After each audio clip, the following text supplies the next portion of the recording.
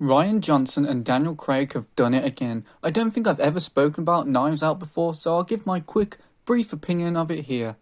It's pretty good. However, despite its massively stacked cast, I think that film's success was mainly due to Ana de Armas. Not to discredit anyone else that worked in that film, as I believe that every aspect of Knives Out is at a very high standard, it's just that I don't think that Knives Out would have resonated so well with people if it wasn't for the character and Ana de Armas' performance keeping the film feeling grounded. It's her absence from this sequel that made me feel quite skeptical about Glass Onion. Plus, I thought that there would be a very good chance of this being another case where the second film doesn't live up to the iconic original. Additionally, Rian Johnson is quite a controversial person, at least with audiences. This is because of that Star Wars that he made. Now, I will go on record and say that I actually liked The Last Jedi, although I do agree with every criticism ever thrown at that film.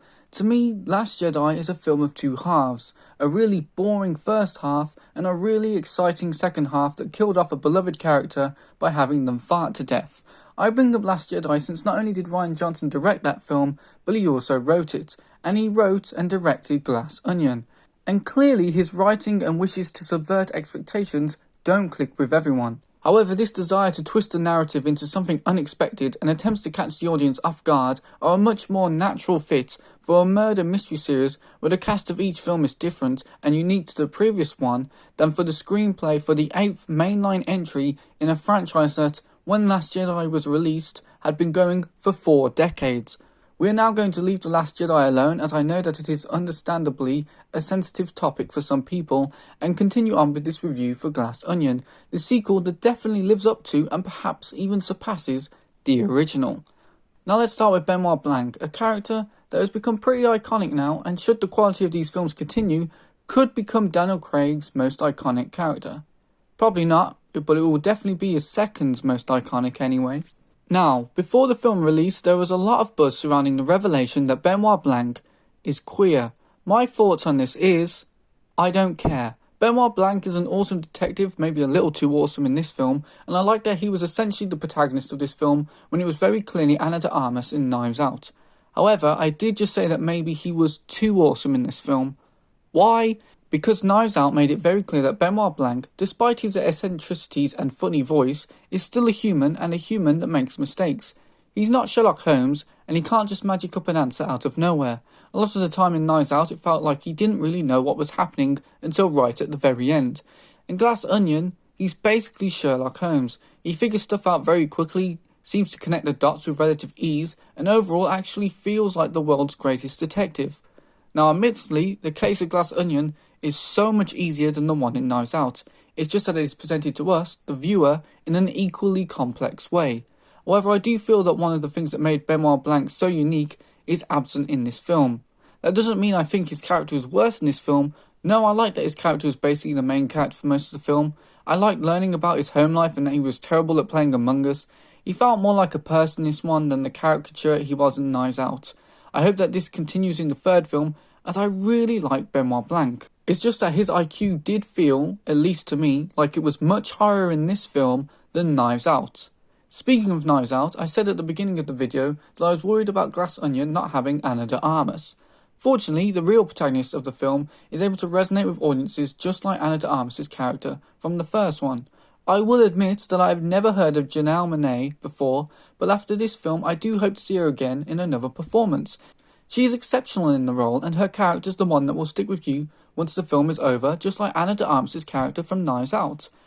Now, I'm not going to speak too much about Janelle Monáe's character, as it is very spoilery, and I don't want to ruin the surprises that come from her, but I want it to be known that she is the highlight of the film, and I would be very surprised if her acting career doesn't get a boost from Glass Onion. She is just that good in the role. In fact, the entire cast is great in this film. Knives Out had a very memorable cast of characters and were all played by A-listers. Glass Onion continues the tradition with famous faces like Edward Norton, Catherine Hahn, Kate Hudson and Dave Bautista appearing. Out of the secondary characters, it's Edward Norton who unsurprisingly delivers the most here. He plays a character that people would so obviously want to kill. He's obnoxious and pretentious, and when he talks, you just want him to shut up. However, Edward Norton injects Miles with just enough charisma that it feels justified that such a person would make it as far as he did. There is humour in the film and I overall think it's pretty well done, although I will admit I didn't like that Glass Onion was occurring during the COVID-19 pandemic.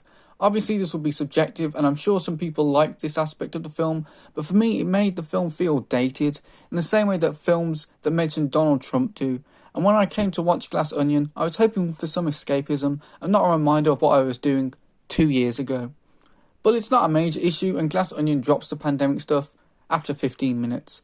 The production design for the film is amazing and feels exactly like the sort of place a rich douchebag would live. It's a great environment for the film, and considering we spend almost the entire film in this one location, you never get tired of it. There is one other issue I have with the film, but it is spoilery, so I'll give you the obligatory warning here. There is a moment in the film where a character may or may not get shot, and they may or may not survive that shot because a bullet gets stuck in a book that conveniently happens to be in the right place at the right time. I hated this moment in the film, and I really had to suspend my disbelief to not allow such a cliche moment to ruin the film for me. I know that the character's survival was absolutely necessary for the film, but I wish that this moment was handled differently. So what would you do, Liam? I hear you cry. Well, I would have the character actually get shot, and it turns out that the bullet just hit the character in the shoulder. That way, people would buy that they survive, and you get all the blood on them so that the other characters buy that they died. Also, considering who shot them, it makes sense that they would miss all the vital organs because they are an idiot and they probably have never fired a gun before. It's not a film ruiner, but considering that Rian Johnson is famous for defying expectations, it was annoying to see him do something here so cliche for pure shock value. However, I refuse to let this video end on a sour note. Glass Onion is excellent, potentially better than the first. It features phenomenal performances from the entire cast, with Daniel Craig, Janelle Monáe and Edward Norton being the standouts. The script is very tight and Rian Johnson's direction continues to be fantastic, as it was in Knives Out. If you liked Knives Out, then you will love Glass Onion. If you didn't like Knives Out, then there's no way that you'll like this one. It's basically more of the same. I'm very excited for the third film, and I hope that Rian Johnson and Daniel Craig will be able to pull off the hat trick. Just don't have Benoit Blanc die by farting, please.